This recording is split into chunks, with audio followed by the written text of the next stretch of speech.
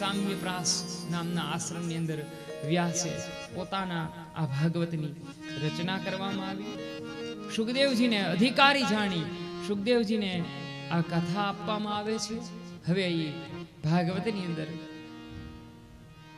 વ્યાસની કલમ છે એટલે મહાભારતનું ટૂંક વર્ણન કરવામાં આવે છે. આમ તો આપ બધા જાણતા હશો કે મહાભારતની રચના દ્રૌપદીના કહેવાથી આંધળાના આંધળા હોય એવી વાત ઉપરથી ભાગવતની મહાભારતની રચના થઈ. વાસ્તવમાં એ આપણા મગજની અંદર બેસાડી દીધેલી વાત છે કે દ્રૌપદી હોય એ ઝરૂકેથી દ્રૌપદી બોલે કે આંધળાના આંધળા જ હોય અને ત્યાંથી મહાભારતની રચના થાય. વાત ત્યાંથી શરૂઆત જ નથી સાહેબ. મહાભારતની રચના દ્રૌપદીના પ્રાગટ્ય જન્મ પહેલા રચાઈ ગઈ હોય. દ્રુપદ રાજા અને દ્રોણ આ બંનેના પ્રતિશોધમાંથી મહાભારતનો જન્મ થાય છે. એના બીજ ત્યારથી રોપાઈ ગયા હોય. યાજ અને ઉપયાજ નામના મુનિ આવે દ્રોણના ઘરે અને ત્યાંથી જ પ્રતિશોધમાંથી ઘણા એમ કહે કે મહાભારત ઘરે રખાય નહીં. સાંભળજો, આપણી કેટલીક લઘુ સંકુચતા હોય. આપણે એમ કહીએ કે મહાભારત ઘરે રખાય નહીં. મહાભારત રાખીએ તો શું થાય? મહાભારત રાખીએ તો આપણે એવું કહીએ કે મહાભારત જેમના ઘરે હોય એમના ઘરે ઝઘડો થાય. આવું કઈ બને ખરા? આ વાત સાચી હોય જ.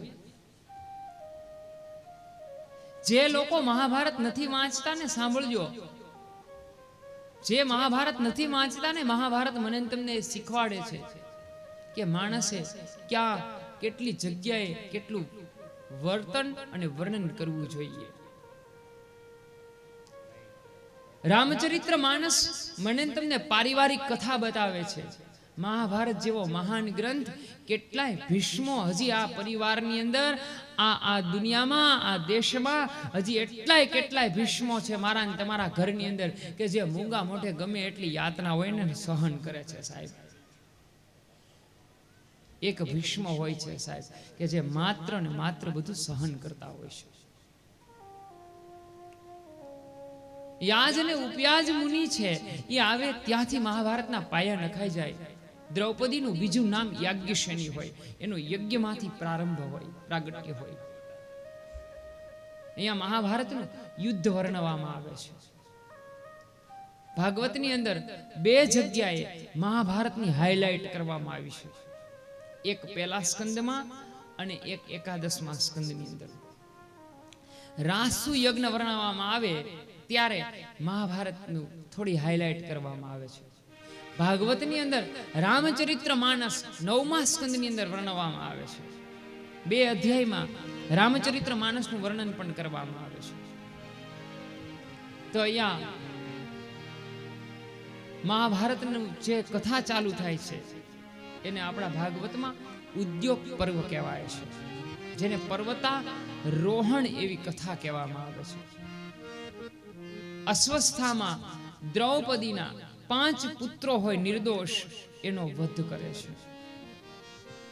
અને ભગવાન શ્રી કૃષ્ણથી જો કોઈ નજીકનું પાત્ર હોય ને તો એ દ્રૌપદી છે. યાદ રાખજો, ભગવાન કૃષ્ણથી જો કોઈ નજીકનું પાત્ર હોય ને તો એ દ્રૌપદી છે.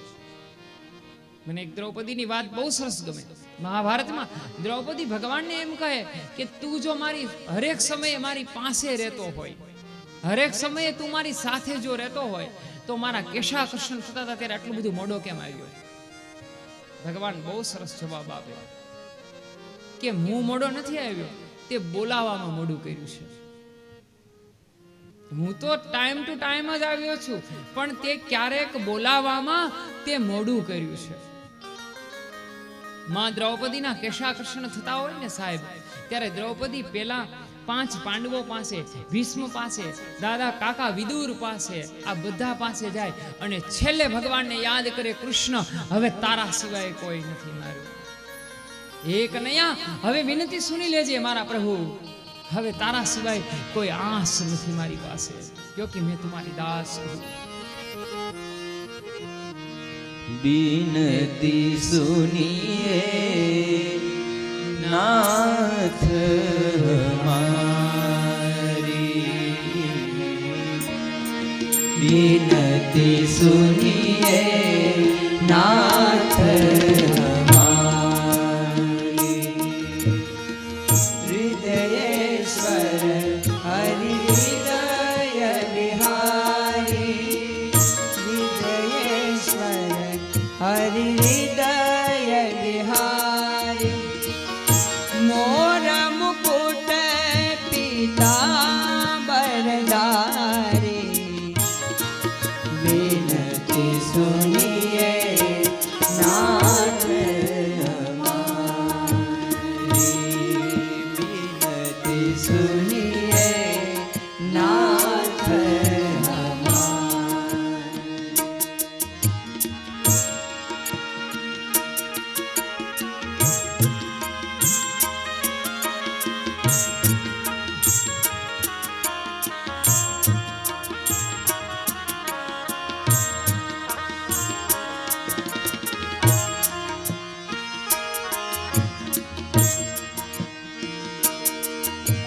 जन्म जन्म की लागी लगन है, जन्म जन्म की लागी लगन है।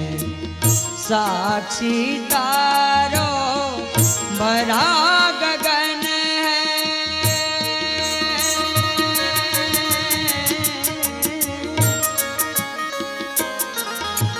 जन्म जन्म की लागी लगन है। साक्षी तारो भरा गगन है, गिन गिन श्वास आस कहती है, गिन गिन श्वास आस कहती है। आएंगे श्री कृष्ण मुरारी, बिनती सुनिए नाथ हमारी, बिनती सुनिए नाथ हमारी।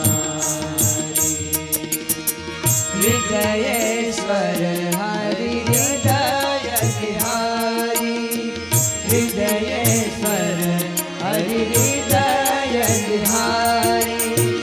मोर मुकुट पीतांबरधारी, बिनती सुनिए नाथ हमारी, बिनती सुनिए नाथ हमारी, बिनती सुनिए नाथ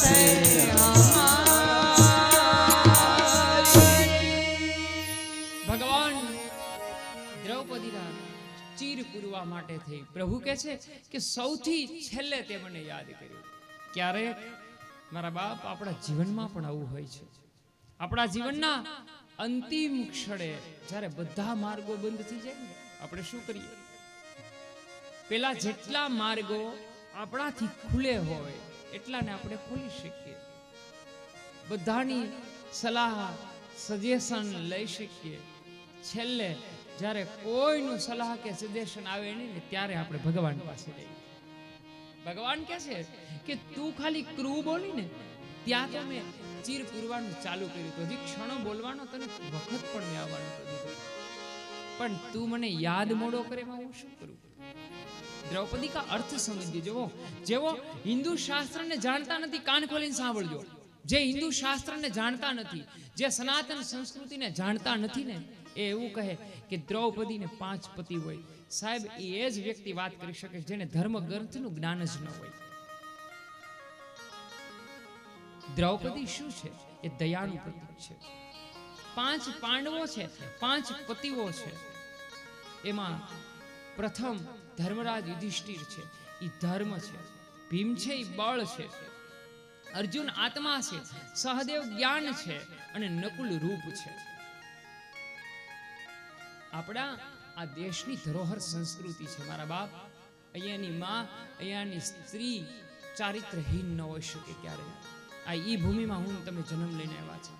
યાદ રાખજો, આ દેશની માં, આ દેશની સ્ત્રી, યમરાજા હોય ને એમના નિયમોને બાપુ પ્રકૃતિના નિયમને પણ એ ફેરવી નાખે કે તું મારી રજા વગર મારા પતિને તું લઈ ન જઈ શકે. આ ઈ દેશમાં હું તમે જન્માથી યાદ રાખજો સાહેબ. માફ કરજો અતિશોક્તિ થાય તો. પશ્ચિમી સંસ્કૃતિએ ધીમે ધીમે આપણું બધું લઈ લીધું. જોવો, પશ્ચિમી સંસ્કૃતિના વાયરાએ ધીમે ધીમે ભારતની તમામ વસ્તુને છીનવી લીધી. જોવો, આ દેશની ધરોહર સંસ્કૃતિને છીનવી લીધી. હમણાં હું એક દી જાહેરાત જોતો હતો ટીવીમાં, જો बीबी से करे प्यार वो फलाना कुकर से कैसे करे इनकार. ले એવું બને? રક્ષાબંધનના પવિત્ર તહેવાર ઉપર આપણને કહેવામાં આવે કે આ ડાયમંડ બાંધજો તો ભાઈ બહેનનો પ્રેમ પ્રતીક અખંડ રહેશે. એવું બને?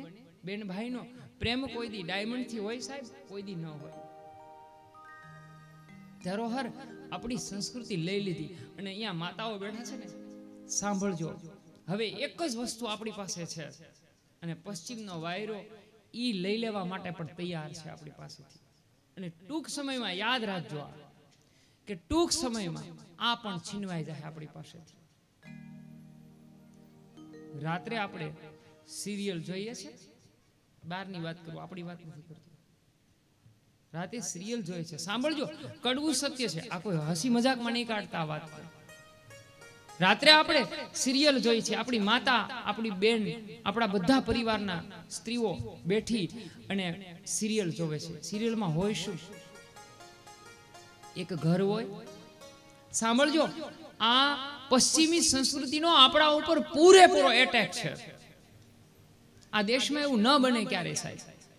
જે નથી બનતું ને એ હવે બનવા જઈ રહ્યું છે. તમને પછી વાત કરું, એક નાનું એવું ઉદાહરણ આપું. જો, પેલા આપણી પાસે મોલ નહોતા. જો કે અમારા ગામડામાં તો હજી મોલ નથી, સિટીમાં હશે બેનોની મોલ. અને મોલમાં કેમ ખરીદી કરવા જાવ એ અમને આવડતું નથી બાપા, એ તમને બધાને આવડે. સાંભળજો, એનું એક સત્ય ઉદાહરણ આપું છું કે પશ્ચિમી સંસ્કૃતિ મને તમને એના ભરડામાં કેવી રીતે લઈ લે. સાહેબ વાંચજો ઇતિહાસ આ દેશનો. અમૃત પુત્રશ્યનો આ દેશ છે. આ દેશની અંદર નચિકેતા જેવો મહાન વિદ્યાર્થી જન્મે છે. આ દેશની અંદર શૂન્યની શોધ કરનારો મારો આર્યભટ્ટ જન્મે છે. ભાસ્કરે આ વિશ્વને શૂન્ય આપ્યો છે, એ આ દેશે આપ્યો છે. એની સંસ્કૃતિ ઉપર બધાનું ફોકસ હોય. સાંભળજો, જ્યારે મોલની સુવિધા નહોતી ને ત્યારે આપણે આપણા ઘરેથી પરચી બનાવીને જતા હોય ને, અહીંયા સિટીમાં રહેતા બેનું એમને ખબર હશે, ઘરેથી ચિઠ્ઠી બનાવીને લેવા જાય કે આટલી વસ્તુ જ લાવવાની છે, આનાથી વધારે કોઈ વસ્તુ દુકાન નથી લાવતા આપણે નહીં. હવે મોલ થયો. શું થયું? મોલ થયો એટલે બેન ટ્રોલી લઈ, આગળ ટ્રોલી ને પાછળ બેન. એમાં પાછા અમે જઈએ તો અમને મોલ બતાવવા લઈ જાય, ઈ ન બતાવવું, કારણ કે ખર્ચો થાય છે ઘરે. આગળ ટ્રોલી, પાછળ બેન.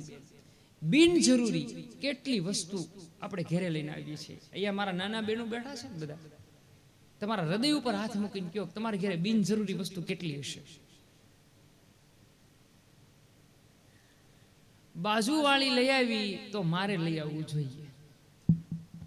સાંભળજો, આ પશ્ચિમનો મજાકમાં ન કાઢતા આ વાતને. આ પશ્ચિમનો વાયરો છે. બાજુવાળાના ઘરે છે ને એ મારા ઘરે. તમે ઘરે જઈને જોજો તમારા ઘરે બિનજરૂરી વસ્તુ કેટલી પડી છે.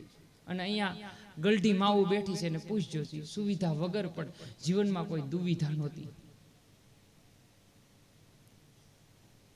હમણાં હું એક લેખ વાંચતો હતો, એક હારી એક વસ્તુ ફ્રી આપે, તે બેનું એમ થાય મફત આપે. કોઈ વેપારી મફત આપવા માટે દુકાન હોય ખરા? એટલું તો વિચારજો.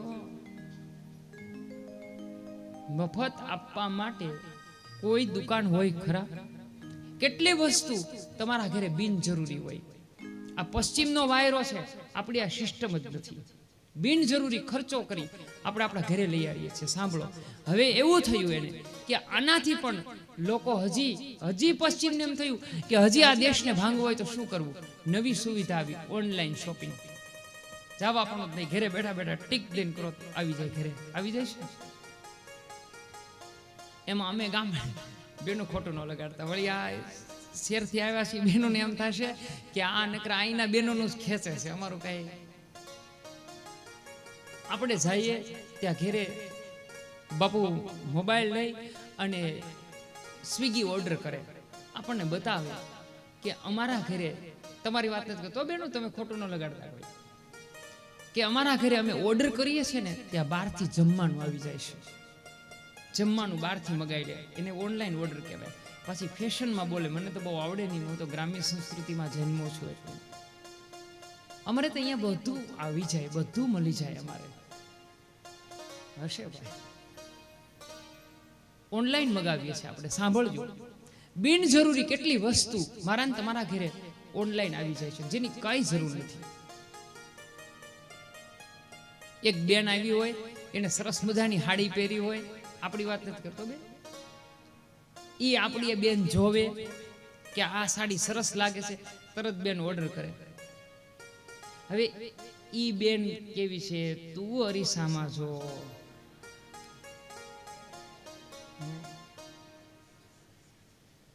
આ અરીસો આપણો આપઘાત કરે એમ છે. અને તું મગાઈશો, એક વખત પહેરે ભલે પડી. આ બધું બિનજરૂરી ખર્ચો છે. સાંભળજો, આ પશ્ચિમનો વાયરો છે. આપણે જે આંધળું અનુકરણ કરીએ છીએ ને એનો આ પ્રભાવ છે. હવે આપણી પાસે એક જ વસ્તુ બચી છે, સાંભળજો, અને ઈ છે આપણું પરિવાર. હવે શું થયું? પશ્ચિમી સંસ્કૃતિએ સીધો એટેક આપણા પરિવાર ઉપર કરે છે સિરિયલો દ્વારા. એક ઘર હોય, આ સિવાય લગભગ મેં કાંઈ સિરિયલમાં જોયું નથી. એક ઘર હોય, એમાં 2-3 વહુ હોય, દીકરાની વહુ પુત્રવધુઓ હોય, એક સાસુ હોય, એ ત્રણેય અંદરો અંદર બાંધે. આવું આવે ને, એ અંદરો અંદર ઝઘડા કરે, એ ઝઘડા કરે એટલે વિખવાદ થાય, વિખવાદ થાય એટલે નાની પુત્રવધુ હોય મોટી પુત્રવધુ ઉપર, મોટી પુત્રવધુ નાની પુત્રવધુ ઉપર નતનવી ચાલ ચાલે. આ સિવાય બીજું કઈ આવે છે આપણે સિરિયલમાં? સાહેબ સાંભળજો, આ પશ્ચિમનો વાયરો છે, નરો પશ્ચિમનો વાયરો છે. તમારી મારી પાસે એક જ વસ્તુ છે, હવે વસુદેવ કુટુંબકમ, એને પણ આ છીનવા માટે તૈયાર થઈ જાય. આ મજાકમાં ન લેતા આ વાત. એક જ વસ્તુ છે આપણી પાસે, અને એ છે પરિવારનું સંગઠન. હવે આ પરિવારનું સંગઠન લેવા માટે એ લોકો તૈયાર છે. જેને હિન્દુ સંસ્કૃતિની ખબર નથી, સાંભળજો, એ એમ કહે કે ભારતીય સ્ત્રી દ્રૌપદીને 5 પતિ હોય, એવી ક્યાંય બને જ નહીં સાહેબ. આ દેશની ધરોહર છે, આ દેશની માં છે, લક્ષ્મી છે. યત્ર રમ્યન્તે પૂજ્યતે દેવ, જ્યાં દેવોની પૂજા થાય છે, જ્યાં સ્ત્રીઓની પૂજા થાય છે ને ત્યાં દેવો આવે છે, એવું એક કહેવામાં આવે છે. અહીંયા આપણે પૂજન કરીએ છીએ. વાક બારસ હમણાં જ ગઈ, ત્યારે સરસ્વતીનું પૂજન કરીએ છીએ. 13ના દિવસે લક્ષ્મીનું પૂજન કરીએ, 14ના દિવસે મહાકાલીનું પૂજન કરીએ. જ્યાં અહીંયા માં તરીકે સ્ત્રીને પૂજવામાં આવે છે. ધર્મો રક્ષિતો રક્ષિત. યાદ રાખજો, અહીંયા ધર્મને પૂજવા માટે આવે છે. ઈ દેશની ધરોહર સંસ્કૃતિની માતાઓ ને બહેનો તમે છો. આ દેશની સંસ્કૃતિને જાળવવી મારી માં, એ તમારા શિર ઉપર છે જવાબદારી. અને કેટલી જાળવવી ને એ આ દેશની દીકરીઓ ઉપર, સ્ત્રી ઉપર છે. આ સંસ્કૃતિને ક્યાં સુધી લઈ જવી, પશ્ચિમની સંસ્કૃતિનો ક્યાં સુધી વારસો ન લાવવો, માફ કરજો કડવા શબ્દો લાગે તો, એ જવાબદારી માતાઓ તમારી છે. નહીતર આ દેશમાં રામ ના આવે. સાંભળજો, આ દેશમાં કૃષ્ણ ના આવે. આ દેશમાં ઈશ્વરને 24 વખત આવવું પડે. એક વખત એવો લેખિત પ્રશ્ન આવ્યો કે ભગવાન જર્મનમાં કેમ ના આવે, ભગવાન બાપુ અમેરિકામાં કેમ ના આવે? બધા જ એવી વાતો કરતા હોય. જો જેમને ખબર ન હોય ને અહીંયા જ રહી અને અહીંની સંસ્કૃતિમાં જો વફાદાર ન હોવ, તમે સાંભળજો, જ્યાં રહ્યો છો ત્યાં તમે જો વફાદાર ન હો ને તો તમે મનુષ્ય થવાને કોઈ લાયક નથી. જ્યાં રહીએ છીએ ને ત્યાં વફાદાર રહેજો મારા બાપ. એ દેશની ધરોહર સંસ્કૃતિને જાળવવીની તમારા હાથની વાત છે. જ્યાં રહીએ છીએ ને એની સંસ્કૃતિની ધરોહરને આપણે જાળવવી જોઈએ. અવારનવાર એમ પૂછે કે ભગવાન અમેરિકામાં કેમ ના આવે, ભગવાન જર્મનમાં કેમ ના આવે. હસતા હસતા અમને પ્રશ્ન પૂછે કે તોય અમેરિકામાં તો બધું છે ને, આમ છે ને તેમ છે. સાહેબ, ત્યાં એવી કોઈ માં નથી કે ભગવાનને ત્યાં આવવાની ઈચ્છા થાય. બતાવો એક માં ત્યાં હોય એવી, નહીતર હું તમને આ દેશની કેટલી નારીઓના દાખલા આપું સાહેબ. અહીંયા માં ગાંધારી ભગવાન કૃષ્ણને શ્રાપિત કરી શકે એવી સ્ત્રી છે અહીંયા સાહેબ. અહીંયા લોપામુદ્રા જેવી માં છે. અહીંયા કેટલી ધરોહર એવી માતાઓ છે ત્યાં ભગવાનને આવવું પડે. દ્રૌપદી એવું ક્યારેય ન વિચારવું 5 પતિ હોય. હસી મજાકમાં હિન્દુ સંસ્કૃતિઓનો ધર્મળ નાશ કરવા માટે એવું કહે બતાવવામાં આવે કે દ્રૌપદીને 5 પતિ હોય. દ્રૌપદી એટલે દયા છે સાહેબ. એમનો પહેલો એમની પાસે ધર્મ હોવો જોઈએ. ધર્મ ન હોય તો દયા કામની નથી, યાદ રાખજો. તમારી પાસે 5 વસ્તુ આવે ને તો જ દયા આવે. दया धर्म का मूल है और पाप मूल अभिमान. तुलसी दया न छाड़िए जब लग घटू में प्राण. યુધિષ્ઠિર ધર્મ છે. જ્યાં સુધી માણસ પાસે ધર્મ હોય, બીજું ધર્મ પાસે બળ હોય છે. ધર્મ પાસે ફરજ રૂપી બળ હોય છે. ત્રીજી વસ્તુ, ધર્મ પાસે અર્જુન હોય છે, આત્મા હોય છે. દયા પાસે આત્મા હોય છે. જ્યારે આત્મામાંથી દયા વહી જાય ને, સાંભળજો, ત્યારે બધું પૂરું થઈ જાય. ચોથી વસ્તુ, દયા પાસે જ્ઞાન હોય છે. પાંચમી વસ્તુ, દયા પાસે રૂપ આકાર હોય છે. એટલે કે જોવાની નેત્ર શક્તિ સતેજ હોય છે. એને આપણી ધરોહર સંસ્કૃતિમાં દ્રૌપદી કહેવામાં આવે છે. દ્રૌપદીનો અર્થ કોઈ સ્ત્રીની વાત જ અહીંયા કરવામાં નથી આવી. વ્યાસની કલમ કોઈ દિવસ આ દેશની આર્ય નારીને વ્યાસની કલમ કોઈ દી 5 પતિ સ્વરૂપે ન આલોખ્યા સાહેબ, ત્યાંથી લખી જ ન શકે. અહીંયા સતી ધર્મનો આ દેશ છે સાહેબ, ધરોહરનો આ દેશ છે.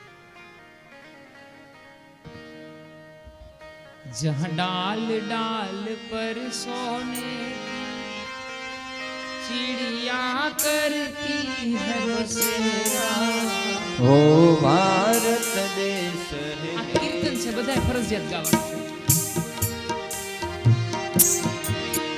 जहाँ डाल डाल पर सोने की चिड़िया करती है बसेरा.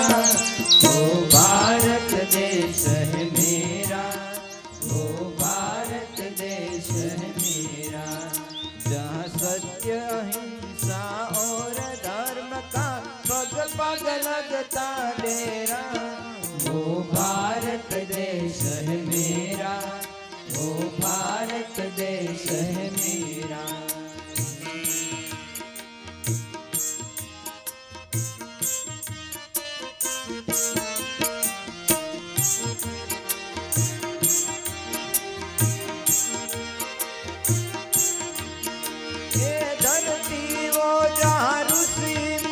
जपते हरि नाम की माला.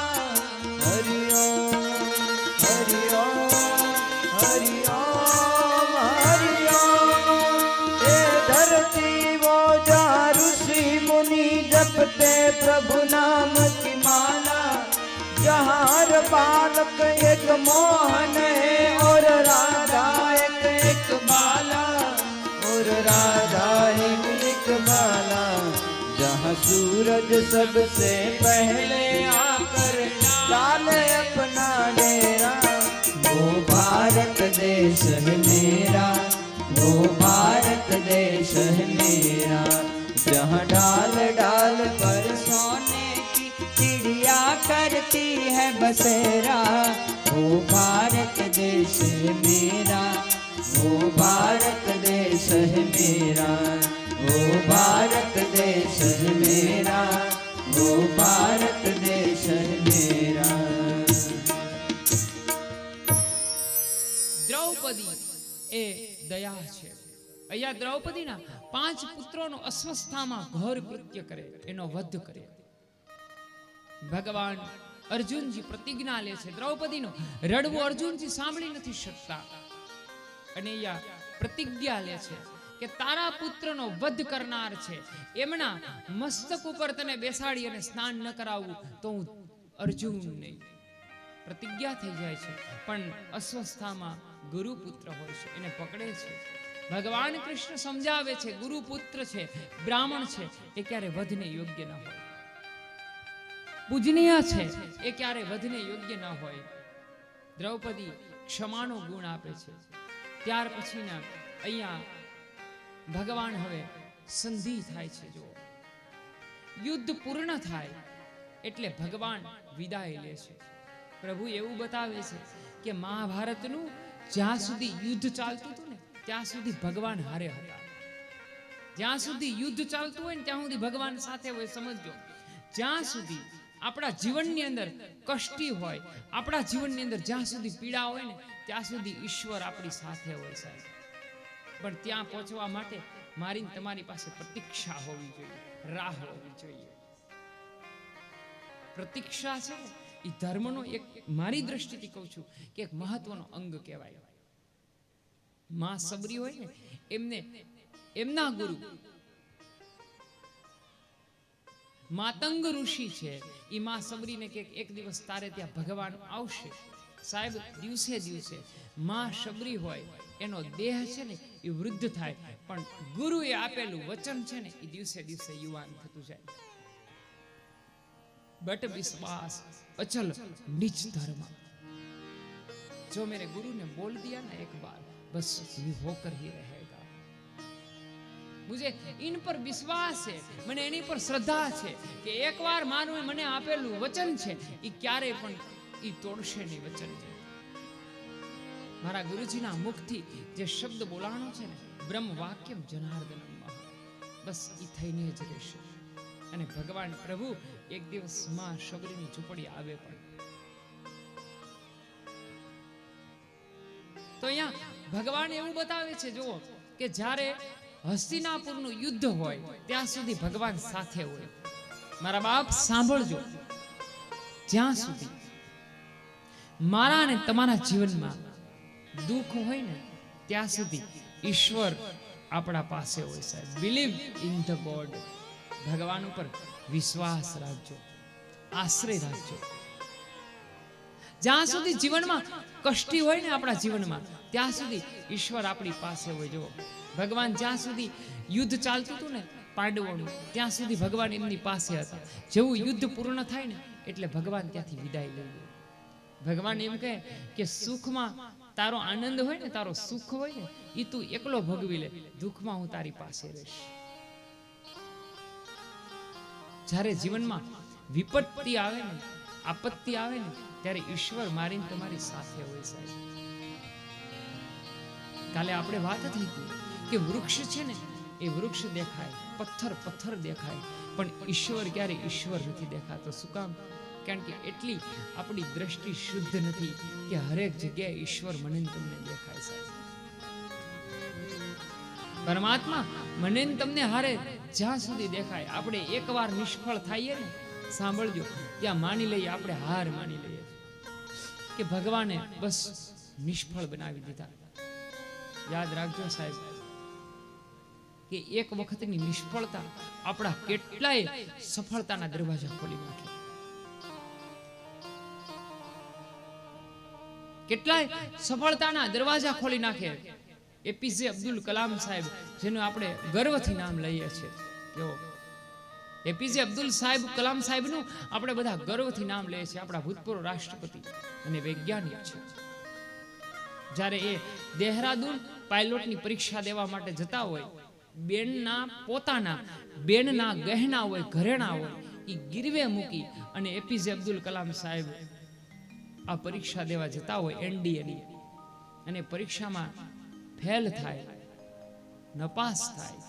વિચાર કરે કે હવે દેહરાદૂનથી ત્યાં જવાનું, કર્ણાટક જવાના હવે પૈસા નથી, હવે મારી પાસે મૃત્યુ સિવાય એક પણ બીજો ઉપાય નથી.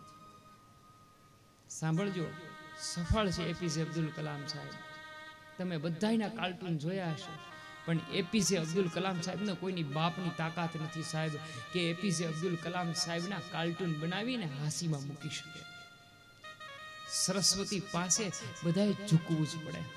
આ સનાતન સત્ય છે. કલામ સાહેબ છે ને નક્કી કર્યું કે હવે મારી પાસે મૃત્યુ સિવાય કશું છે નહીં. ગંગા નદીના કિનારે આરતી પૂરી થઈ અને કલામ સાહેબ પોતાનું આત્મહત્યા કરવા જાય ને ત્યાં સમર્થ રામાનંદ સ્વામી મળી જાય અને કે બેટા આવું શું કામ કરે છો? આખી વાત કરે. એમને હાથ ફેરવીને કે કદાચ તને અહીંયા અસફળતા મળી ને તો ભગવાન તને એટલા માટે આમાં નહીં પસંદ કરવા દીધો હોય કે તને આનાથી કોઈ બીજી પોસ્ટ ઉપર, બીજી જગ્યા ઉપર તારી ખૂબ જરૂર હશે ને, એટલે ભગવાને તને આમાંથી નાસીપાસ કર્યો. અને સાહેબ આપ બધા જાણો છો કે એપીજે અબ્દુલ કલામ સાહેબ ટોચની સ્થાન ઉપર બિરાજે.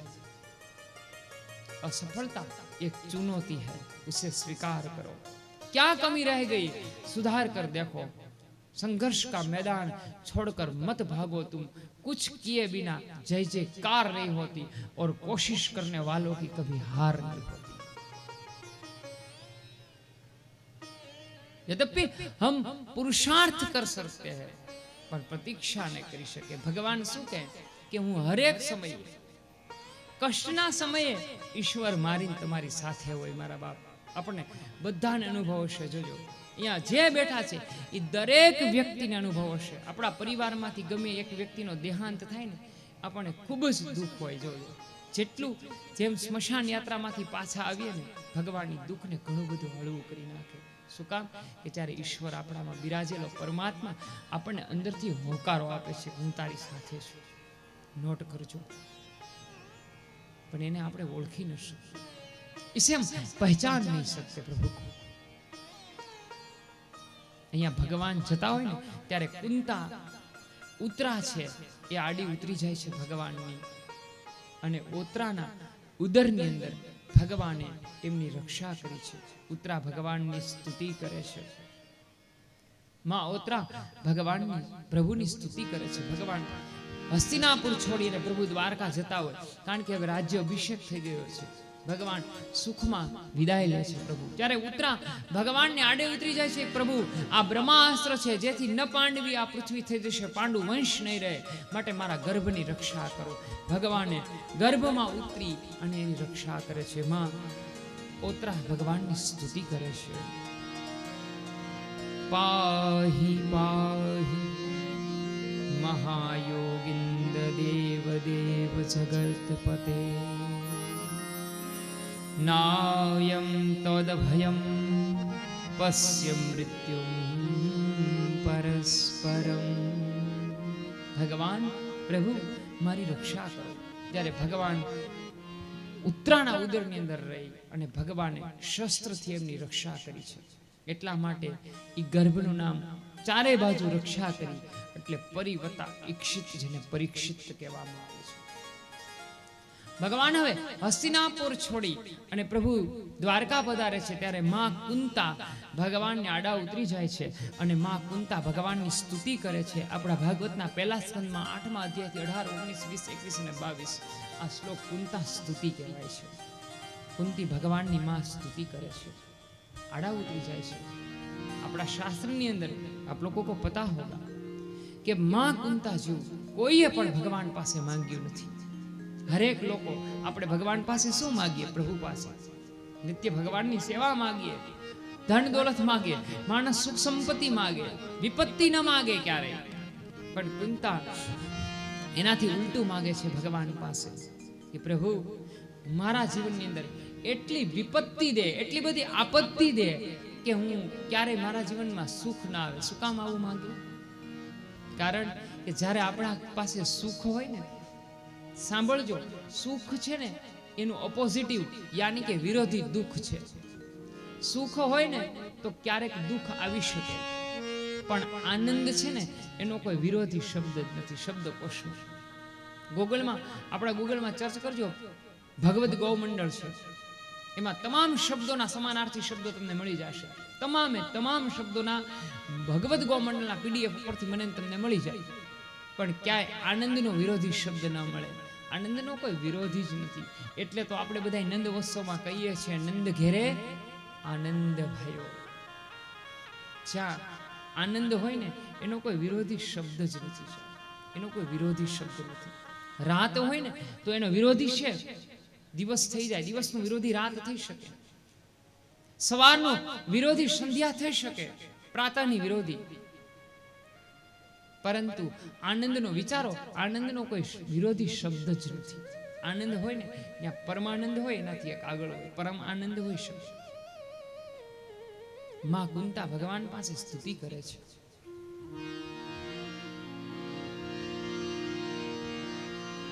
નમસ્તે પુરુષમ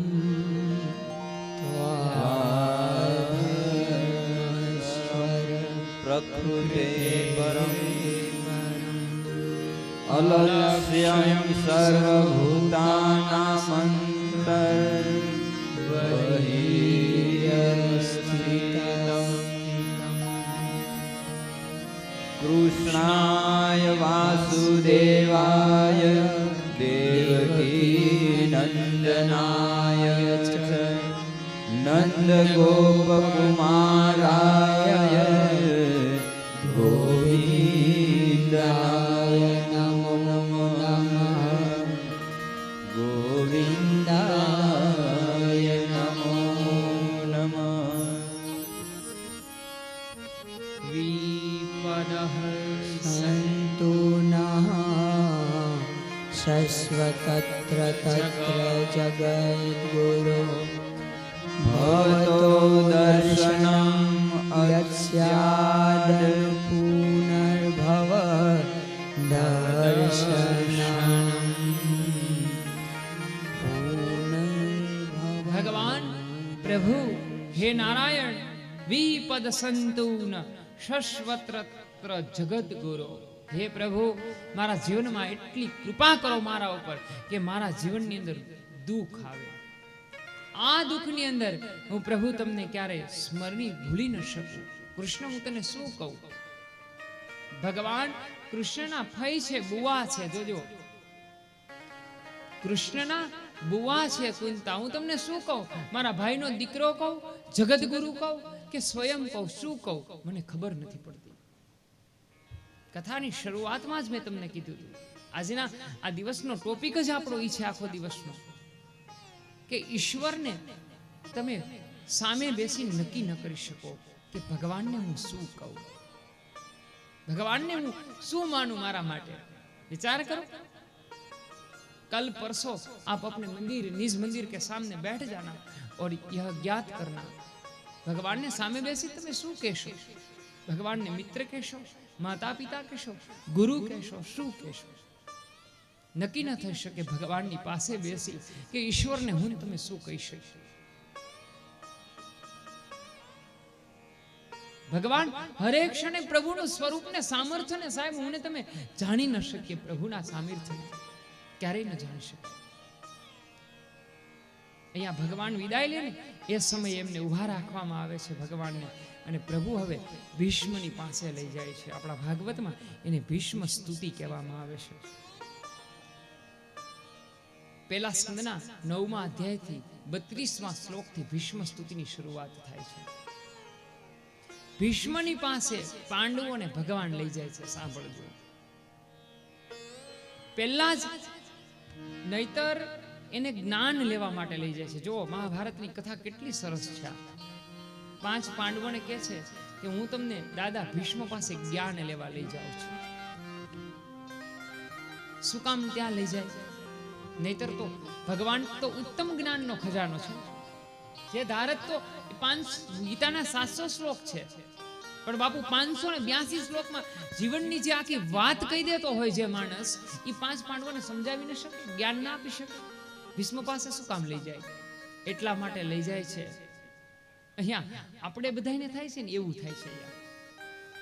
વક્તા અને શ્રોતા આ બંને પૂર્ણ સમર્પિત હોવા જોઈએ. જો હું હમણાં અહીંયા બીજે મેં પહેલે દિવસે કીધું, બીજા ગામમાં જાઉં તે વક્તા વ્યાસપીઠ ઉતરે તો 10 જણા લાઈનમાં ઉભા હોય કે કઈ ગાડીમાં લઈ આવું એમ.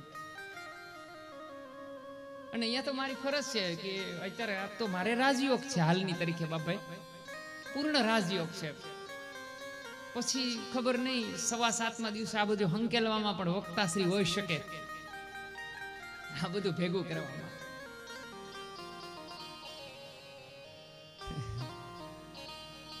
આપણી એક બહુ જૂની કહેવત છે જયસુભાઈ, દાઢીની હાવણી બે કામ.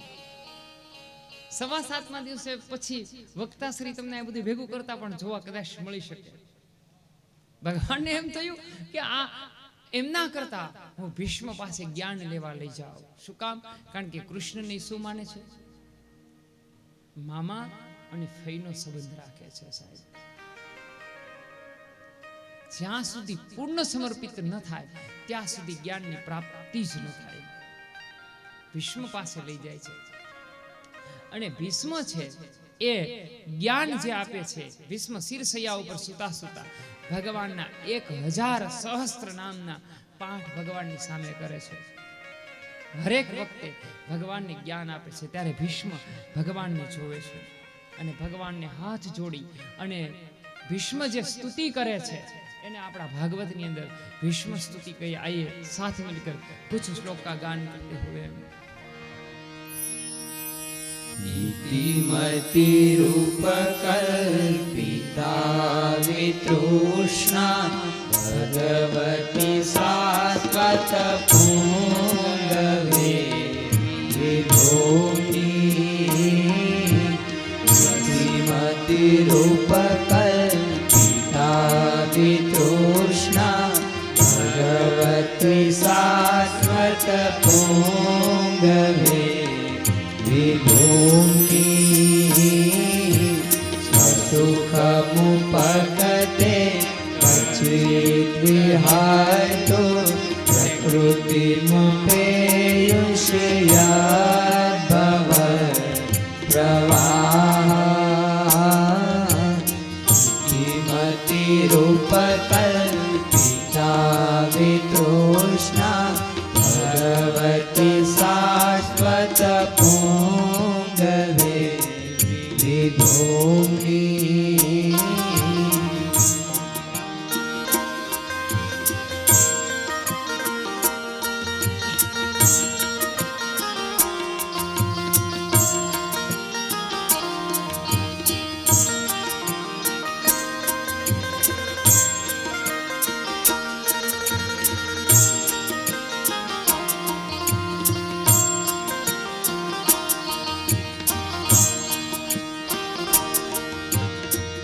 भुवन कमनं कमालवर्णं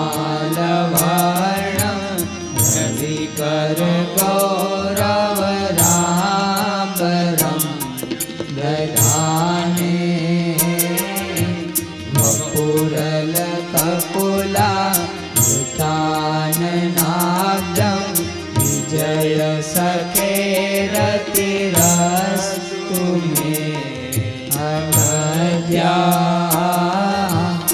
इतिमतिरूपकल्पिता वितृष्णा भगवती शाश्वत पूर्णवे विभूमि. भगवती शाश्वत पूर्णवे विभूमि. ભગવાનની સ્તુતિ કરે છે દાદા ભીષ્મ. શિરસૈયા ઉપર સુતેલો ભીષ્મ ભગવાનની સ્તુતિ કરે છે. પ્રભુ ઇતિ મતિ રૂપ કલ્પિતા વિતૃષ્ણવા. મેં કાલે વાત કરી હતી કે હરેક સમયે વ્યાસની કલમ હોય કે પછી કોઈ મહાપુરુષની કલમ હોય, કોઈ દી આરંભમાં ઇતિ ન હોય સાહેબ. શરૂઆતમાં ઇતિ ન હોય ક્યારેય, પરંતુ ભાગવતના કેટલા શ્લોક છે? 18,000. આ 18,000 શ્લોકમાં 17,999 શ્લોકમાં ક્યાંય તમને આરંભમાં ઇતિ જોવા ન મળે. ઇતિ અસ્તુ માટે શબ્દ છે, ઇતિ અંત માટે છે. પણ અહીંયા ભીષ્મ બહુ સરસ બતાવે છે કે ઇતિ આરંભ, અંત ઈ જ પ્રારંભ છે. શું કામ આવું બતાવે છે ભીષ્મ? વિચાર કરો ભાગવત કેટલું ગહ્ય છે. ન ઇતિ પોઈમ્સ, આ કોઈ કવિતા નથી સાહેબ, ધર્મગ્રંથ છે. એવું બતાવવામાં આવે કે ઇતિમતિ રૂપ, પ્રભુ મારી એક દીકરી છે અને હજી એક કુંવારી છે.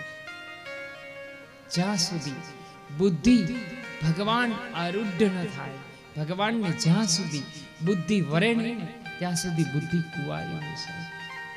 હવે એ તો સામાન્ય વાત થઈ, વિચાર કરો. પરંતુ દીપથી તમે સમજો ભાગવતની આ કથા કે ભીષ્મ જેવો મહારથી એમ કહે કે મારી બુદ્ધિ હજી કુંવારી છે. ક્યાં વાત!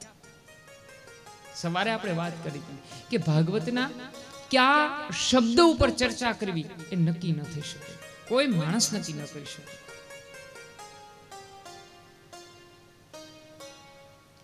ભીષ્મ એમ કહે કે ઇતિમતિ રૂપ કલ્પિતા.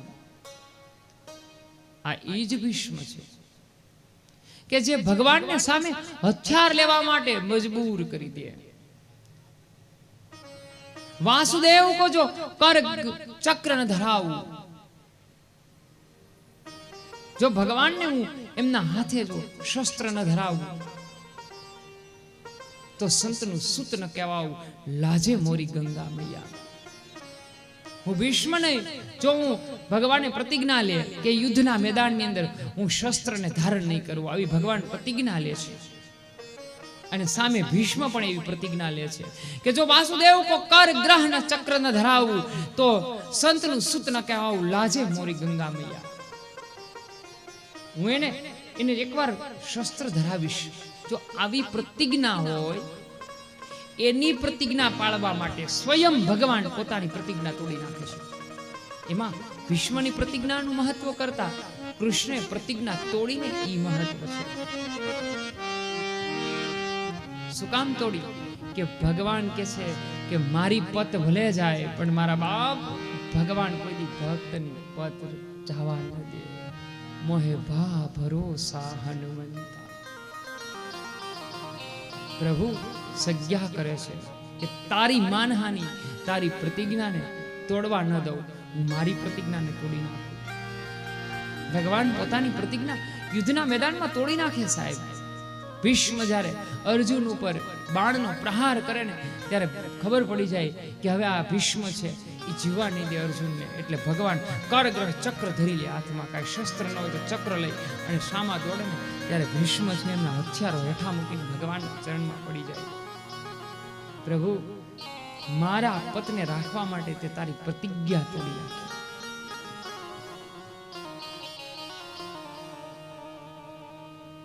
તો એ ભીષ્મ છે ઈ સ્તુતિ કરે છે. જોજો, સાંભળો કે ઇતિમતિ રૂપ કલ્પિતા. ભગવાન મારી બુદ્ધિ હજી કુંવારી છે. જે ભીષ્મએ સર્વસ્વ ઈશ્વર જેમને પોતાની છાવણીમાં મળવા માટે સ્વયં પ્રભુ આવતો હોય, સાંભળો, એ માણસ એમ કહી શકે કે મારી મતિ કુંવારી છે? શું કામ આવું કહે છે? ભીષ્મ કહે છે પ્રભુ સાંભળો, અત્યાર સુધી મેં મારી નિષ્ઠા, મારે વિચારો અને મારું શરીર મેં પિતાને આપેલા વચન અનુસાર હસ્તિનાપુરની ગાદીને સમર્પિત કર્યું હતું. હું બંધનમાં હતો, મારાથી પ્રતિજ્ઞા થઈ ગઈ હતી. આવેશમાં આવીને, યાદ રાખજો, આવેશમાં આવી અને કોઈ દી કોઈને વચન આપી ન દેવાય. આ આવેશના વચન ભીષ્મ અને દશરથ બેયને મળે સાહેબ. આવેશમાં આવીને આપેલું વચન ભીષ્મ અને દશરથ બંનેને નડે છે સાહેબ. એટલે તો મહારાજા દશરથ કઈ પાસે ત્યાં સુધી કે તું જે કે કરવા તૈયાર છે, પણ રામને ગાદી ના આપતો ચાલે, પણ રામને વન ના આપ. તું જે કે નહીં કરીશ, તું ઉધાર ને તો હું બીજું અવધ છે ને ઉતારી શકું. આનું કારણ એ હોય કે ક્યારે આવેશમાં આવી અને કોઈ દી કોઈને વચન ના આપી દેવાય. ભીષ્મ આવેશમાં આવીને વચન આપે કે હું આ જીવન આ ગાદીની અંદર બેઠેલો વ્યક્તિ હોય ને એમાં હું પિતાના દર્શન કરીશ. એટલે તો ક્યારેય ધૃતરાષ્ટ્રનો વિરોધ ન કરી શકે. સાંભળો, નહીતર આ એ જ ભીષ્મ છે, આ એ જ મહારથી ભીષ્મ છે જેને ચિત્રાંગ અને ચિત્રને બંનેને મોટા કર્યા છે. આ એ જ ભીષ્મ છે જેને શાંતનુની તમામ જવાબદારીઓ નિભાવી હતી સાહેબ. આ એ જ ભીષ્મ છે કે જેના કંધા ઉપર હસ્તિનાપુરની ગાદીને સુરક્ષિત રાખવાની જવાબદારી જેણે લીધી હતી. એ ભીષ્મ ધૃતરાષ્ટ્રની સામે હાથ જોડી નાખે. ફરીને કહું છું મારા બાપ સાંભળજો, એ ઘર ભાગ્યશાળી છે કે જેના ઘરની અંદર એક વૃદ્ધ રૂપી વડલો છે, એની ઘર ભાગ્યશાળી છે. યાદ રાખજો, તમારા ઘરની અંદર તમારે વૃદ્ધ માં કે વૃદ્ધ પિતા હોય ને માનજો કે વડલો છે, એની છાયાની અંદર તમે બેસીને શીતળતા અનુભવશો ને સાહેબ, એ વિશ્વની કોઈ એવી જગ્યા નથી કે જ્યાં તમે બેસીને શાંતિ અનુભવી શકો. આ ભીષ્મ છે આપણા ઘરે, જે મૂંગા મોઢે બધું સહન કરે સાહેબ. આ એ ભીષ્મ છે કે એની પ્રતિજ્ઞા અને પરિવારને પાળવા માટે થઈને પોતાની આજીવન પ્રતિજ્ઞાનો ક્ષય કરી નાખે. આ એ ભીષ્મ છે. ભીષ્મ વિચાર કરે છે, પ્રભુ ઇતિમતી રૂપ કલ્પિતા, ભગવાન હજી મારી એક કન્યા છે, હવે હું તને વરાવું છું. શું કામ? કારણ કે હવે મારો અંત સમય આવ્યો છે. મેં જે જવાબદારી લીધી હતી ને એ જવાબદારીમાંથી હવે હું મુક્ત થઈ ગયો. મારું વચન પણ ન ભાંગ્યો. જ્યારે મારું વચન સ્થિર રહ્યું પ્રભુ, હવે મારી બુદ્ધિ છે કે હું તને સમર્પિત કરું છું, મારી મતિ સમર્પિત કરું. મારા ઉપર એટલી કૃપા કરજે કે કદાચ હું આ જન્મને ધારણ કરીને આ પૃથ્વી ઉપર આવું તો પણ મારી મતિ ઈશ્વર હંમેશા તારામાં રહે. ઇતિમતી રૂપ કલ્પિતા વિતૃષ્ણ. બસ મારી કોઈ આશા કે તૃષ્ણા વગર મારી બુદ્ધિ હંમેશા નિરંતર તારામાં રહે. હે ત્રિભુવન કમલ, હે ભગવાન રવિ કર, એક સાથે કરોડો સૂર્ય ઉદય ને એટલો તમારો તો પ્રકાશમાન છે.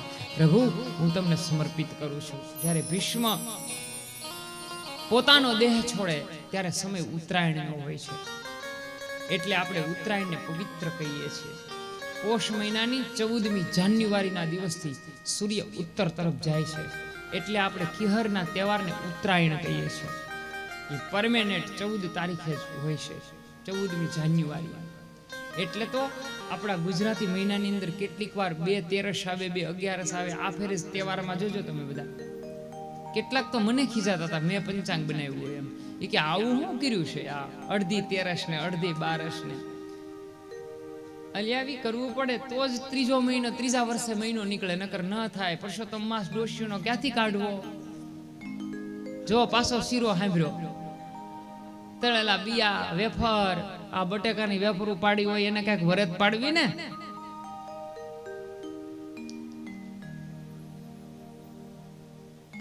જ્યારે આવી 2 તિથિ ભેગી થાય, એક તિથિનો ક્ષય થાય, 2 તિથિ ભેગી થાય.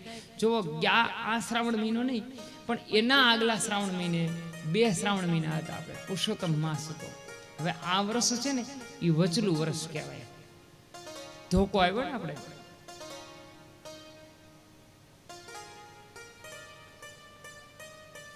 આ વચલું વર્ષ છે. જો આ વર્ષમાં તિથિનું સેટલમેન્ટ ન થાય ને તો બીજા ત્રીજા વર્ષે પુરુષોત્તમ મહિનો નીકળે જ નહીં, કારણ કે અંગ્રેજી મહિનાને હારે હાલવાનું હોય. અંગ્રેજી મહિનો દિવાળીની તારીખે ન હાલે, એ તો 11મો મહિનો પરમેનન્ટ હોય. પરંતુ 14મી ફેબ્રુઆરી 14મી જાન્યુઆરીના દિવસે ઉત્તરાયણના દિવસ આવે ત્યાં બધા વર્ષનો સરવૈયો પંચાંગને એકારે કરવું જ પડે. એટલા માટે 2 11 હોય, 2 તેરસ હોય, ક્યારેક તિથિ ક્ષય હોય. શું કામ ક્ષય હોય? કે આ બધું છેલ્લે ભેગું કરીને કેટલા દિવસ કાઢવા પડે? 30 દિવસ ફરજિયાત ગુજરાતી પંચાંગમાં કાઢવા પડે. તો જ 4 વર્ષ જોવો, 4 કે 5 વર્ષ કે 7 વર્ષે એક વાર, અત્યાર સુધીમાં જો હું ન ભૂલતો તો છેલ્લા 20 વર્ષના પંચાંગના અનુભવ પ્રમાણે કહું છું કે એક જ વખત 15મી જાન્યુઆરી ખીહર હતી, બાકી કોઈ દી હોય જ નહીં. યાદ કરો, જ્યારે 4 લીપિયર ભેગા થાય, લીપિયર એટલે સમજો છો ને 29 દિવસનું હોય ફેબ્રુઆરી, 4 લીપિયર ભેગા થાય ત્યારે એક વખત 15મી તારીખે 15મી જાન્યુઆરી તરફ લઈ જવા પડે સૂર્યને. ત્યારે ઉત્તરાયણમાં સૂર્ય જાય. જો 2 11 ને 1 નોમનો ક્ષય અને 2 સાતમ ને એવું ન કરે પંચાંગ, તો ક્યારે પણ 14મી જાન્યુઆરીએ ખીહર આવે નહીં, મકર સંક્રાંતિ. તો ભીષ્મને ભગવાને વચન આપ્યું હતું. છાવણીની અંદર જ્યારે ભીષ્મ છે યુદ્ધની અંદર રાત્રિના સમયે દુર્યોધન જાય ભીષ્મની પાસે અને ભીષ્મની નિષ્ઠા ઉપર નજર કરે. એ ખબર નથી પડતી કે તમે પાંડવો તરફથી લડો છો કે કૌરવો તરફથી. અને ત્યારે નિષ્ઠા ઉપર જ્યારે નજર જાય ને, સાંભળજો સાહેબ, આપણા ઘરના વૃદ્ધ માતા કે પિતા હોય ને એની નિષ્ઠા ઉપર ક્યારે નજર ન કરવી. અહીંયા બેઠેલા કે કથા સાંભળતા લાઈવ કૃપાનિધિ ચેનલથી સાંભળતા લોકો કે પછી ગુરુ આદેશથી સાંભળતા લોકો, શ્રોતાજનો કે અહીંયા બેઠેલા શ્રોતાજનો, યુવાનો, નક્કી કરજો કે ક્યારેય માતા કે પિતાને એવા શબ્દ ન કહેવા તમે અમારા માટે શું કર્યું. એને આપણા માટે આપણું જીવન સમર્પિત કર્યું હોય, યાદ રાખજો. ક્યારેય વડીલ, ઘરના વડીલની નિષ્ઠા ઉપર ક્યારેય પણ ઘાવ ન કરવો જોઈએ. અહીંયા નિષ્ઠા ઉપર નજર કરી દુર્યોધને કે ખબર નથી મને તમે પાંડવોનું હિત ઈચ્છો છો કૌરવોનું, તો કેમ એકે પાંડવોનું વધ નથી થતો. અને ત્યારે ભીષ્મ કહે કે રાત્રિના સમયે તારા ધર્મપત્ની એટલે કે ભાનુમતીને મોકલજે. હું સંધ્યામાંથી ઊભો થાઈશ ને અને હું એને આશીર્વાદ આપીશ. કોઈની તાકાત નથી કે આશીર્વાદને તોડી શકે. સાહેબ, આ વાત કૃષ્ણ સાંભળે પ્રભુ. રાત્રિના સમયે ભાનુમતી જતા હોય એ સમયે ભાનુમતીને રોકી અને દ્રૌપદીને લઈ જાય ભીષ્મના પૂજાખંડની અંદર. અને રાત્રિના સમયે ભીષ્મ નેત્રને ખોલે ને સામે, અને દ્રૌપદી નમસ્કાર કરે અને ભીષ્મના મુખથી આશીર્વાદ નીકળે, અખંડ સૌભાગ્યવતી. નેત્ર ખોલે ને ત્યાં ખબર પડે કે સામે કોણ છે. ઓહો, દ્રૌપદી છે સામે. ખબર પડી જાય કે કૃષ્ણ સિવાય આ કાર્ય કોઈ ન કરી શકે. અને ત્યારે ભીષ્મને ભગવાન વચન આપે અને ભીષ્મ ભગવાનને પ્રાર્થના કરે છે કે મારા ઉપર એટલી કૃપા કરજો કે જ્યારે મારું મૃત્યુ આવે ને ત્યારે સ્વયં પ્રભુ તમે મને લેવા માટે આવો અને સ્વર્ગના દેવતાઓ મને લેવા માટે આવે. એટલા માટે ભીષ્મ ઈચ્છા મૃત્યુવાળા હતા. એને મૃત્યુને દક્ષિણાયનમાંથી ઉત્તરાયણમાં લઈ જાય. અને ઉત્તરાયણમાં ભીષ્મ જ્યારે મહાપરિયાણ કરે ને ત્યારે સૂર્ય ઉત્તરાયણના થયા હોય એ સમયે દેવતાઓ આ પૃથ્વી ઉપર ભીષ્મને લેવા માટે આવ્યા હોય. સાહેબ, એટલા માટે આ પવિત્ર છે. ભીષ્મ વૃત્તાંત કહી ત્યાર પછી પ્રભુ દ્વારકામાં પધારે. અહીંયા મહારાજ ધર્મરાજ યુધિષ્ઠિર છે, એનો રાજ્યાભિષેક થયો હોય. યુધિષ્ઠિરને રાજઘરાનું સોંપી અને પ્રભુ ત્યાંથી વિદાય લે. હવે ધર્મરાજ યુધિષ્ઠિર પોતાના પૌત્ર જન્મ હોય, પૌત્ર જન્મ થાય. અહીંયા પરીક્ષિતનો, ભગવાન પરીક્ષિતનો જન્મ થાય. ઋષિ મુનિઓને બ્રાહ્મણોને બોલાવવામાં આવે. અહીંયા બ્રાહ્મણો પરીક્ષિતનું ભવિષ્ય કથન કહેવામાં આવે છે કે આ પરીક્ષિત કેવો થશે કે બ્રહ્મ્યજ્ઞ થાય, શિબી રાજા જેવો શરણાગત વત્સલ થશે, યતિ ધરંતી જેવો ઉદાર થશે, દાતાર મૃગંદ જેવો વિક્રાંત થશે, વસુદાજમાન પૃથ્વી જેવો ક્ષમાવાન થશે. પરંતુ કોઈ એક બ્રાહ્મણ બાળકનો શ્રાપ થશે અને એ મૃત્યુ પામશે. ભવિષ્ય કથન કહેવામાં આવ્યું. અહીંયા વિદુર ધૃતરાષ્ટ્રને સંદેશ જ્ઞાન આપી. ધૃતરાષ્ટ્ર અને ગાંધારી 5 પાંડવો હેમાળ જાય છે. જ્યાં આપ ઉત્તરાખંડ જતા હોય તો આપને ખબર હશે જેને પર્વતારોહણ કહેવામાં આવે છે, જ્યાં પાંડુકેશ્વર મહાદેવ બિરાજમાન છે. ત્યાં ભગવાન મહાદેવની પૂજા કરી અને 5 પાંડવો સ્વર્ગારોહણ કરે છે. ધૃતરાષ્ટ્ર અને ગાંધારી પોતે પણ સંન્યાસ વાનપ્રસ્થા પણ ગ્રહણ કરે છે. અહીંયા મહારાજા પરીક્ષિત મોટા થાય છે. હરિ ભગવાન પ્રભુ સ્વધામ પધારે છે. પાંડવો વિદાય લહે.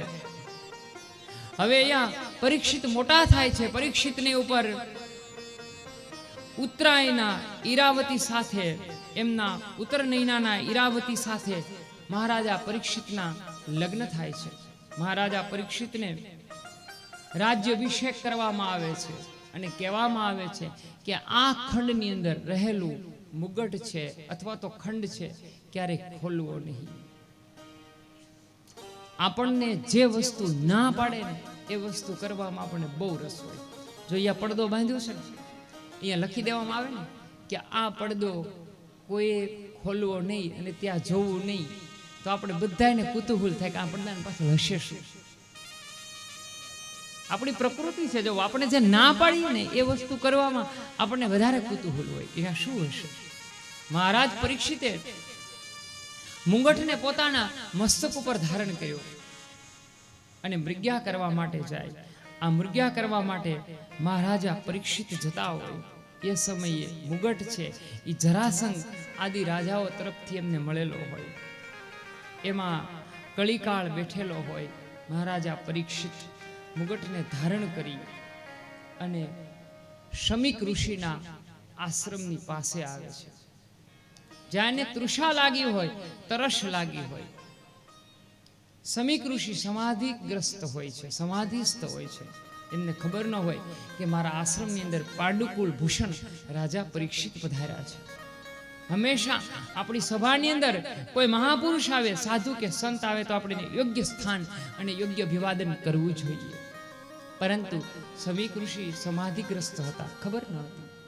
જલ પ્રાશન માટે યાચના કરી પરીક્ષિતે, જલ મળ્યું નહીં.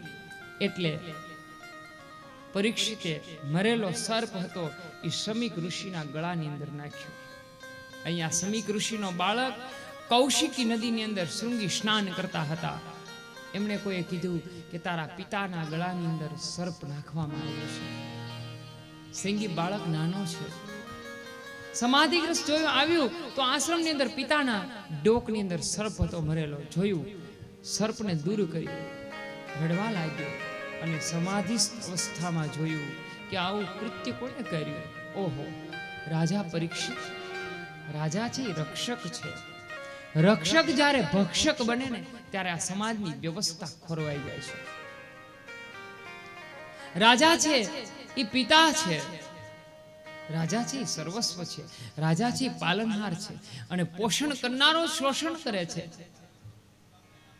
હાથમાં જલ લઈ અને શૃંગી ઋષિ બાળક કહેવા લાગ્યા કે ભગવાન નારાયણ સાંભળ, જો મેં ત્રિકાળ સંધ્યાઓ કરી હોય, બ્રહ્મ તેજ મારી પાસે હોય, હે રાજા પરીક્ષિત સાંભળ, મેં જો ગાયત્રીને નિત્ય ધારણ કર્યા હશે તો જા હું શ્રાપ આપું છું કે આજથી 7મા દિવસે તક્ષક નાગ નામનો સર્પ તને દંશ દેશે અને તારું મૃત્યુ થઈ જશે.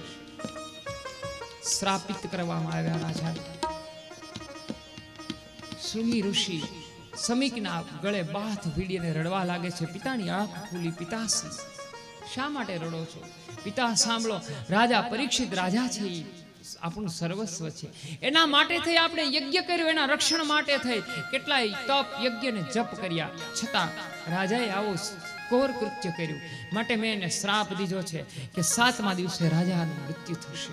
શમીક ઋષિ કેવા લાગ્યા, બેટા રાજા છે, ઋષિ છે, ક્ષમાનો ગુણ છે. જ્ઞાનીએ ક્ષમા કરવું જોઈએ. ક્ષમા વીર ભૂષણ હોય. બેટા ક્ષમા છે એ રાજાનો ગુણ છે, ઋષિનો ગુણ છે. એને તારે ક્ષમા કરવું જોઈએ. સુદેવ બ્રાહ્મણને કહેવામાં આવે છે કે તમે જાઓ. બ્રાહ્મણ રાજા પરીક્ષિતને જઈ, રાજા પરીક્ષિત ઘરે આવી અને મુગટ ઉતારે છે. મુગટ ઉતારીને જોયું કે ઓહો, મેં કેવું ઘોર કૃત્ય કર્યું. મેં ઋષિના ગળામાં સાપ નાખ્યો. જ્યાં પૂજવાનું હતું એની મેં હાસી કરી. મેં જ્યાં યોગ્ય પૂજાનું સ્થળ હતું ત્યાં મેં એના ડોકની અંદર જે સજીવ કરે છે એમના ગળામાં મેં નિર્જીવ વસ્તુ નાખી, નશ્વર વસ્તુ નાખી. ભગવાન મને મૃત્યુ આપજો, મારાથી મોટી ભૂલ થઈ ગઈ. પ્રાયશ્ચિત છે. એટલે આપણા કવિ કલાપી કે એક હા પસ્તાવા રૂપી વિપુલ ઝરણું સ્વર્ગમાંથી ઉતર્યું છે. પાપી એમાં ડૂબકી દઈ અને પુણ્યશાળી બને છે. માણસમાં ડૂબકી મારી અને પ્રાયશ્ચિત કરે છે. પરીક્ષિતે પ્રાયશ્ચિત કર્યું કે મારાથી કેટલી ભૂલ થઈ, મને મૃત્યુ આવે. આ સમયે શિષ્ય આવીને કહે છે કે તમને શ્રાપ આપ્યો છે, તમારું 7મા દિવસે મૃત્યુ થશે. સાધુ સાધુ, હવે મારે શું કરવું? આ ચર્ચા ચાલે છે. એ સમયે ચારે બાજુઓથી દિશાઓમાંથી પવન આવવાને લાગ્યા. એક સાથે કરોડો સૂર્ય ઉદય થાય એટલો ઉદય થવાને લાગ્યો. તત્તા ભવવદ ભાગવન વ્યાસ પુત્રો યાગચ્છ પુત્રાય ગામન તટૈ નવક્ષે. આ સમયે જેની દિશાઓ જેમના વસ્ત્ર છે, અજાન બાહુ એક સાથે કેટલાય સૂર્ય ઉગ્યા હોય એવા અધિકારી ગુરુ આવે છે સાહેબ. અને અધિકારી ગુરુને અધિકારી શિષ્ય ગોતવા જવા પડતા નથી, મળી જાય છે. આ સમયે મહારાજા પરીક્ષિતના રાજભવનની અંદર જેમણે વસ્ત્રોને ધારણ કર્યા નથી એવા મહારથી ભગવાન મહાદેવનો સાક્ષાત અવતાર પ્રભુ શ્રી સુખદેવજી પધારે છે. બોલીએ શ્રી સુખદેવજી ભગવાન રાજા, ચાલ હું તને મારી સાથે ગંગા નદીના કિનારા ઉપર લઈ જાઉં. રાજન, હું તને મોક્ષ આપીશ એવું નથી કહેતા, પણ રાજા ચાલ હું તને મૃત્યુના ભયમાંથી મુક્ત કરી દઉં. વચનને લઈ અને ગુરુ શિષ્ય ગંગા નદીના ઉત્તર ભાગની કિનારે ગુરુ અને શિષ્યની દિવ્ય સંવાદની શરૂઆત થાય છે. સવારથી અત્યારની કથાની અંદર આપણે ભગવાન સુખદેવજી, શુકાચાર્ય અને પરીક્ષિતના મિલન સુધીની કથા શ્રવણ કરી ભગવાન પાસે પ્રાર્થના કરીએ, પ્રભુ પાસે કે ઈશ્વર જેવા અધિકારી પરીક્ષિતને અધિકારી ગુરુદેવ મળ્યા, હે પ્રભુ, અને ગુરુ જ્ઞાનની જેવી પ્રાપ્તિ થઈ, જેવું ભાગવત પરીક્ષિતને ગુરુ કૃપાથી સમજણ દ્રષ્ટિમાં આવ્યું, એવું સર્વ અમારા હૃદયની અંદર બિરાજે. ભાગવતની વાંગમય મૂર્તિ અમારા વાણી અને અમારા હૃદયમાં બિરાજે. પ્રભુ, તારી કૃપાનો ધોધ હંમેશા અમારા ઉપર રહે. અમે તારા કૃપા પાત્ર બનીને રહીએ, તારા ચરણના દાસ બનીને રહીએ. પ્રભુ, એવી અમારી ઉપર કૃપા કરજે. એવી ભાગવત ભગવાન પાસે પ્રાર્થના કરી આપણે આપણા અત્યારના સત્રને અહીં વિરામ આપશું. બપોર પછી 3 વાગ્યે જ કાલે એવું સૂચન કર્યું હતું કે 3:30, પણ સાંજનો સમય વધારે થાય એટલે 3 વાગે આપણી ભગવત કથા શરૂઆત થશે. 3 વાગે ફરી મળશું, ફરી ભગવત ચર્ચા કરશું. આપ સર્વોને મારા વ્યાસ ગાદીએથી જય શ્રી કૃષ્ણ. સર્વેને જય શ્રી કૃષ્ણ. શ્રીમદ ભાગવત સપ્તાહના પવિત્ર દ્વિતીય દિવસે ધારગણી ગામના આંગણે પધારેલા તમામ માનવંતા મહેમાનો, વડીલો, માતાઓ, બહેનો અને યુવાન મિત્રોનું હું સમસ્ત ધારગણી ગામ પરિવાર વતી હૃદયથી આવકારું છું, અભિવાદન કરું છું. આજની આ દ્વિતીય દિવસને રસોઈના દાતા છે સ્વર્ગવાસી મધુભાઈ ભગવાનભાઈ ડોબરિયાના પરિવાર તરફથી ₹1,21,000નું રોકડ અનુદાન આવેલું છે. તાળીઓના જોરદાર ગડગડાટથી આપણે તેને વધાવીએ. આજે દ્વિતીય દિવસે આપણી વચ્ચે માનવંતા મહેમાનો પધાર્યા છે. આપણે તેમને સન્માનિત કરવા છે, સ્વાગત કરવા છે. આપણી વચ્ચે ખોડલધામ ટ્રસ્ટના ટ્રસ્ટી અને અમદાવાદના અગ્રણી સામાજિક અગ્રણી એવા ચતુરભાઈ ચોડવડિયા પધાર્યા છે. તેમને હું વિનંતી કરીશ કે મંચ પર ભાગવત ભગવાનના દર્શન કરીને દાદાના આશીર્વાદ પ્રાપ્ત કરે. પધારો. ખોડલધામ ટ્રસ્ટના જેઓ ટ્રસ્ટી છે અને અમદાવાદના સામાજિક અગ્રણી છે ચતુરભાઈ ચોડવડિયા આપણી વચ્ચે પધાર્યા છે. તેમને નમ્ર વિનંતી કરું છું કે ભગવાન ભાગવતના દર્શન કરીને દાદાના આશીર્વાદ પ્રાપ્ત કરશે. એવા જ આપણી વચ્ચે પ્રફુલભાઈ મધુભાઈ લિંબાચિયા જેઓ સુરતથી પધાર્યા છે. તેમને નમ્ર વિનંતી છે કે તેઓ પર મંચ પર પધારશે અને ભગવાન ભાગવતના દર્શન કરીને દાદાના આશીર્વાદ પ્રાપ્ત કરશે. એવા જ કેતનભાઈ ધીરુભાઈ ચોડવણિયાને પણ નમ્ર વિનંતી છે કે મંચ પર પધારીને ભગવાન ભાગવતના દર્શન પ્રાપ્ત કરે. કૌશિકભાઈ હરદેશભાઈ પટોડિયાને પણ નમ્ર વિનંતી છે કે મંચ પર પધારશો. હરેશભાઈ ઝવેરભાઈ સેલડિયાને પણ નમ્ર વિનંતી છે કે મંચ પર પધારે. એવા જ રીતેશભાઈ મધુભાઈ કાકડિયાને પણ નમ્ર વિનંતી છે કે મંચ પર પધારશે. આ તમામ માનવંતા મહેમાનો આપણી વચ્ચે, કારણ કે ધારગણી ગામના પ્રેમ અને સ્નેહને જોઈને તમારા આંગણે આવ્યા છે. જોરદાર તાળીઓના ગડગડાટથી તમામ માનવંતા મહેમાનોને વધાવીએ.